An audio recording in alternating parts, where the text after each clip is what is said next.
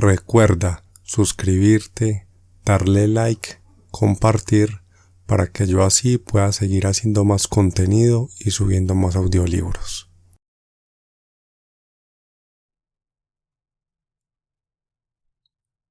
Petróleo, por el autor y escritor Upton Sinclair. Capítulo 3, parte 4. Bensinger reclutó 2 camiones cargados de obreros mexicanos para reparar los camiones. Ascot cumplió su promesa y entregó la madera en el plazo convenido. El capataz de carpintería reunió un equipo. Cortaron las maderas de las vigas para poder colocar las bisagras. Practicaron los agujeros para las clavijas.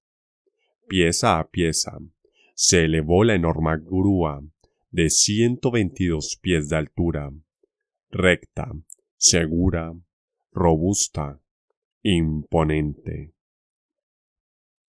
Había una escalera y 2 plataformas, una hacia la mitad y otra en la parte más elevada. Todo era nuevo y sólido. El señor Arnold Ross dejaba que se subiera hasta arriba.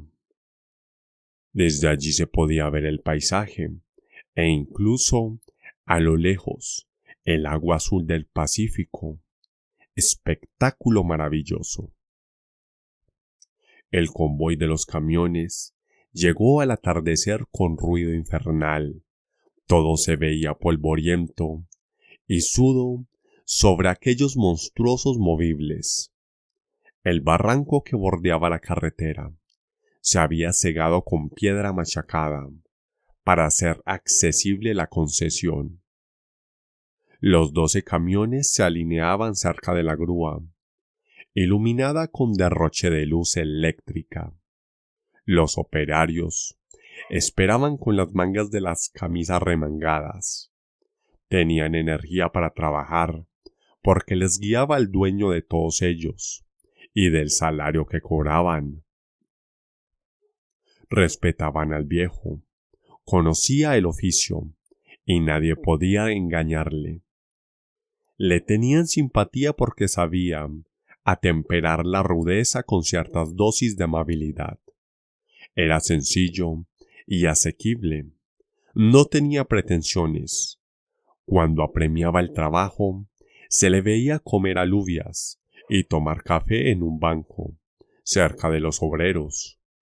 Era un hombre excepcional, que tenía millones y barriles de dinero, que era, a su lado, un prestidigitador que extrae de la manga conejos y metros de cinta. ¿Acaso Arnold Ross no podía tener 12 grúas, tuberías de acero sin tasa, enormes depósitos, camiones y carreteras disponibles? El chiquillo merecía también simpatía, porque no se daba importancia. Era resuelto y sensible. Preguntaba cosas juiciosas y recordaba siempre las explicaciones que se le daban. Aprendería el oficio a la perfección, porque su padre la acostumbraba a todo. Sabía los nombres familiares de los operarios y no tomaba a mal las bromas que ellos le dirigían. Tenía un traje de mecánico, impregnado por completo de grasa, y se lo ponía alguna vez, participando en los trabajos que no requerían manos muy forzudas. Llegó el tiempo de patentizar que aquella empresa podía competir con todas. Sobre un macizo colosal de cemento, con bloque de madera encima, para amortiguar las vibraciones, iba a funcionar la máquina de vapor. El camión que la transportaba maniobró hasta llegar al macizo. Trabadas convenientemente las ruedas, se deslizó el artefacto y quedó en su sitio. Otro equipo había instalado, entre tanto, la caldera de vapor. No lejos de allí estaba el tanque con el combustible de cebo. Se instalaron las tuberías. La máquina podía ya funcionar. Se colocaron los rodillos bajo la plataforma, movible para que la grúa pudiera avanzar. Y cuando al día siguiente llegó Boom a la concesión, lo halló todo dispuesto y a punto de funcionar el vástago perforador. Una cadena de acero sujetaba 3 pesados tubos.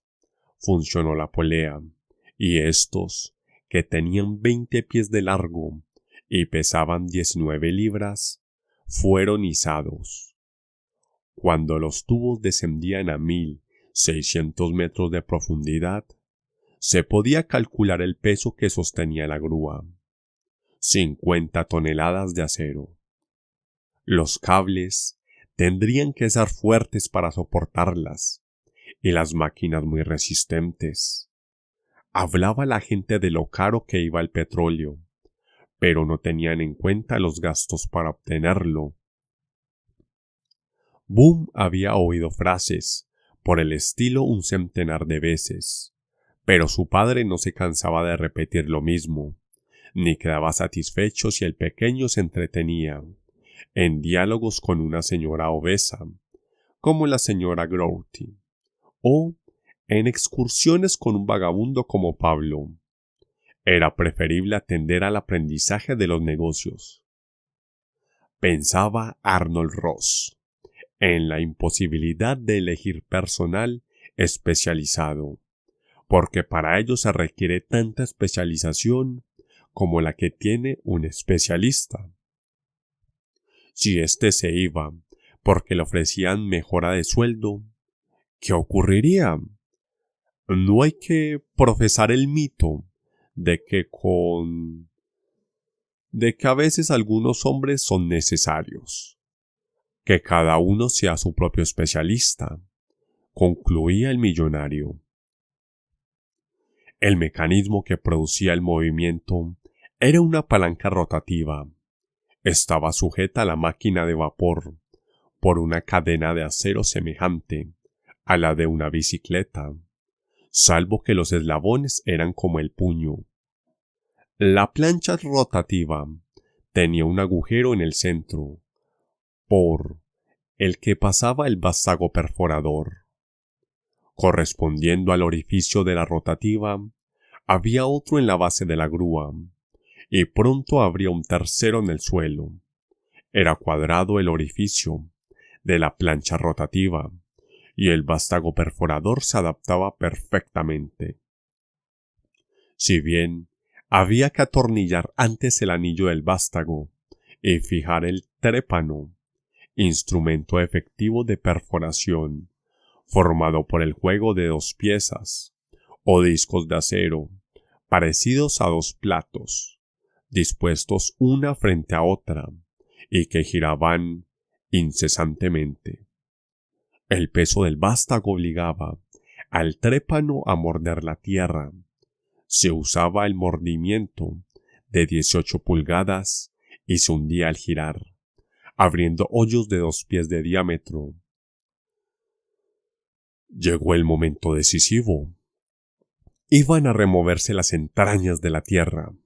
No dejaba de ser un acto solemne, sensacional, como la botadura de un transatlántico o la elección del primer presidente de la República. Acudían los amigos, los operarios de empresas vecinas, una multitud impaciente de curiosos, y los equipos preparados para el trabajo de día y de noche, que en 3 semanas habían instalado la maquinaria. Parecían los obreros muy orgullosos y a la vez ávidos de porvenir. Puso el mecánico la mano en la palanca y los ojos en el millonario. A una señal de éste, el mecánico hizo presión y la máquina empezó a funcionar, produciendo los engranajes un ruido ensordecedor. El trépano penetró en la tierra. Cuantos tenían las manos limpias fueron a estrechar las de Arnold Ross, cuando el contramaestre gritó su puesto: ¡A bordo, que vamos a China! Entre los entusiastas estaban el matrimonio Bankside, propietario de la tierra en que se hacía el sondeo, Arnold Ross y Boom, invitados por aquella pareja feliz, bebieron una copa de champán por el éxito de la perforadora.